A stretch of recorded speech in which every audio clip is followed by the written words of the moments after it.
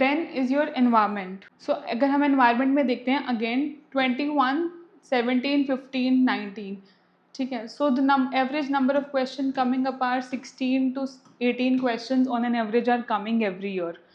So unlike polity and economy जहाँ पे you were able to you will easily be able to get 70% of question, in environment it will be difficult for you to get 70% of question correct, but you can easily get around 55 to 65% question correct, because environment से जो questions आते हैं वो बहुत dynamic होते हैं, बहुत diverse भी आते हैं, न्यूज़पेपर से भी आते हैं, स्पीशीज़ के बारे में पूछ लिया जाता है, तो कई बार वो चीज़ें पता नहीं होती. ठीक है.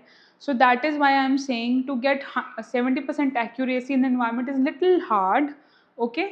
But it is not as bad that you can go to 40-50%. You can easily get to 50 to 60% in environment. That is doable.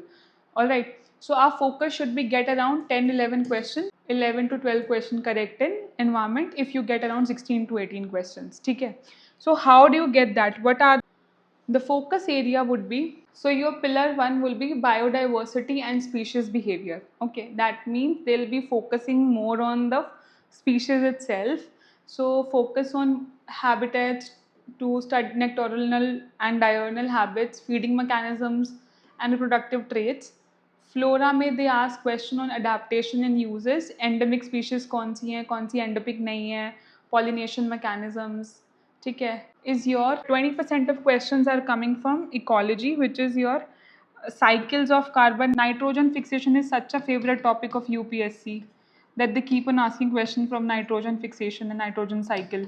So you can get questions around this. Then ecological succession, energy movement, you easily encash कर सकते हो.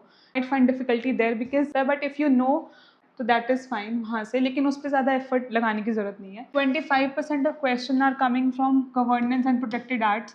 Now ये वाला जो area है this is easily doable. अगर आपने अपनी एक स्टैंडर्ड टेक्स्ट बुक पढ़ी हुई है तो easily you can do this. Wild life protection act, forest right act, then administrative powers, understand the specific legal definitions क्या है, national parks, wild life sanctuaries, biosphere reserves.